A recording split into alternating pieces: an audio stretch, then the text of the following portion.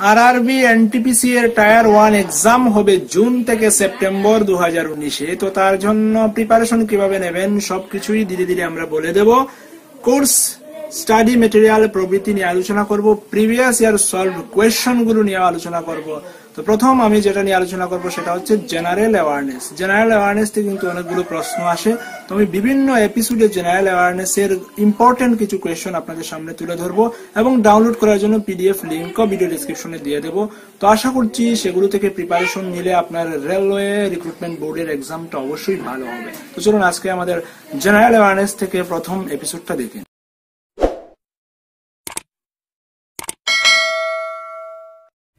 Episode number 1-এ আমরা general awareness দেখে নেব। তো সেটা হচ্ছে 28 মার্চ 2016-তে যে পরীক্ষা হয়েছিল সেখানে জেনারেল অ্যাওয়ারনেস থেকে যে কোয়েশ্চেনগুলো এসছে সেগুলো বেছে নিয়েছি শিফট 1-এ। তো প্রতিটি দিনে কিন্তু 3টে শিফটে পরীক্ষা হয়, শিফট 1, শিফট 2 এবং শিফট 3।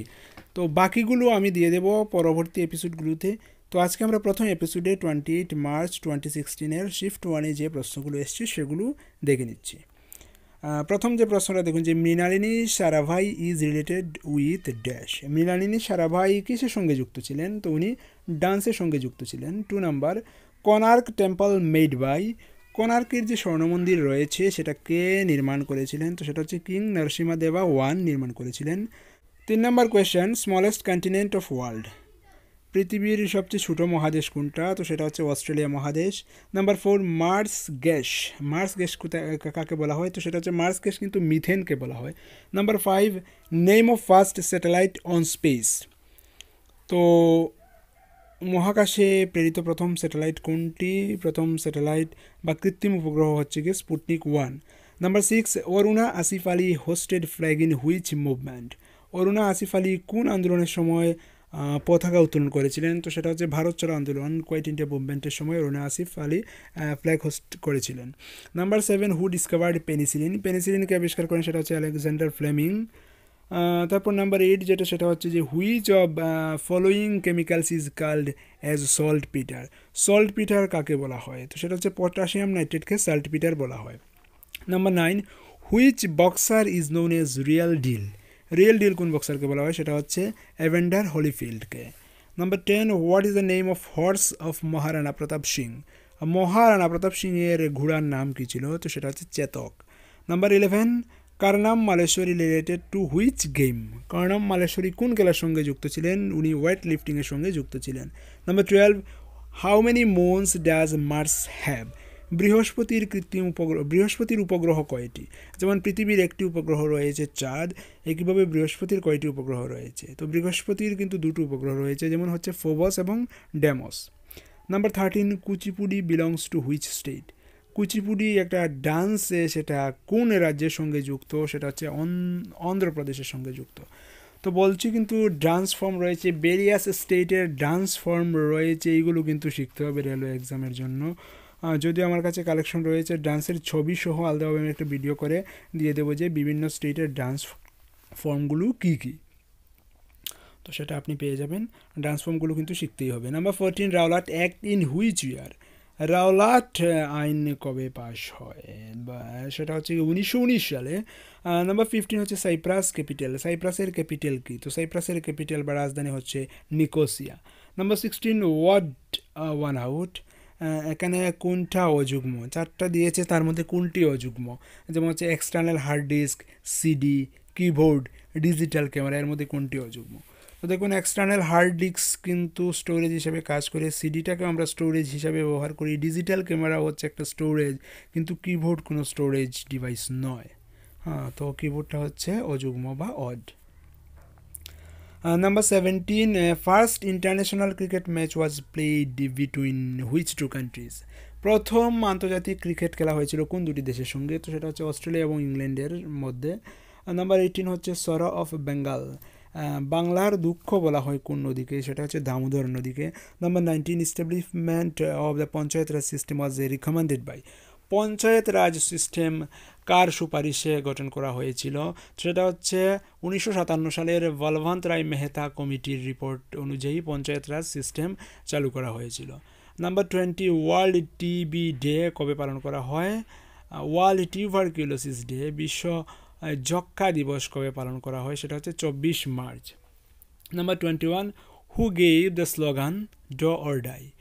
করেঙ্গে ইয়ে মরেঙ্গে বা করব নয়তো মরব, এই স্লোগানটা কে দিয়েছিলেন? সেটা দিয়েছেন Mahatma Gandhi. Number 22, when did Indian constitution came into first amendment? ভারতের সংবিধান প্রথম কত সালে সংশোধিত হয়? তো প্রথমবারের মতো ভারতের সংবিধানের সংশোধন করা হয় 1951 সালে। তো বলছি যে সংবিধানের সংশোধনের কিন্তু কিছু গুরুত্বপূর্ণ আর্টিকেল রয়েছে, কিছু গুরুত্বপূর্ণ অনুচ্ছেদ রয়েছে যেগুলি বারবার পরীক্ষায় আসে। তো সেগুলো আমি লিস্ট আউট করে রেখেছি, সেগুলো দিয়ে আলাদাভাবে আপনাদের দিয়ে দেবো যে সংবিধানের গুরুত্বপূর্ণ সংশোধনীগুলি কী কী, সেগুলো কিন্তু আপনাদের শিখতে হবে রেলওয়ে এক্সামের জন্য। তো সেটাও পেয়ে যাবেন, অবশ্যই শিখে নিতে হবে। 23, golden temple of Dambulla is present in? ড্যাম্বুলার স্বর্ণ মন্দির বর্তমানে কোথায় অবস্থিত? তো বর্তমানে সেটা শ্রীলঙ্কায় অবস্থিত। নাম্বার 24, হোয়েন ডিড স্বামী Vivekananda delivered his speech in world religion conference in Chicago city? Swami Vivekananda আমেরিকার চিকাগো শহরে বিশ্ব ধর্ম সম্মেলনে যে বক্তৃতা দিয়েছিলেন সেটা কত সালে? তো সেটা আমরা সবাই নিশ্চয়ই জানি যে সেটা হচ্ছে 1893 সালে। নাম্বার 25, হোয়াট ইজ বিটি কালচার? বিটি কালচার কি? তো বিটি কালচার হচ্ছে প্রোডাকশন অফ গ্রেপস, আঙুর চাষকে বলা হয় viticulture. Number 26, the words Satyameva Jayate inscribed below the base plate of the emblem of India are taken from? ভারতের জাতীয় প্রতীক অশোক স্তম্ভের নিচে যে সত্যমেব জয়তে লেখা থাকে সেটা কোথা থেকে নেওয়া হয়েছে? তো সত্যমেব জয়তে কথাটা কিন্তু মুন্ডক উপনিষদ থেকে নেওয়া হয়েছে।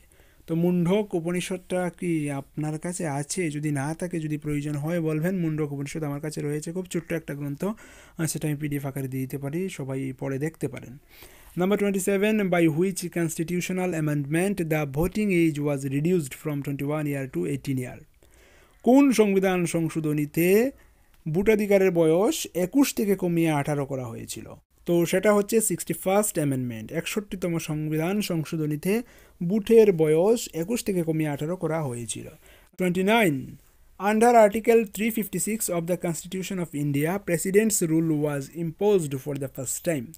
ভারতের সংবিধানের 356 নম্বর অনুচ্ছেদে বলা হয়েছে রাষ্ট্রপতি শাসনের ব্যাপারে।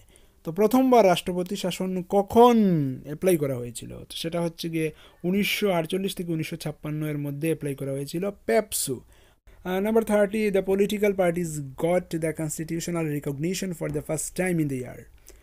রাজনৈতিক পার্টি প্রথমবার কবে সাংবিধানিক স্বীকৃতি পেয়েছিল, সাংবিধানিক পরিচয় পেয়েছিল? সেটা হচ্ছে 1985 সালে।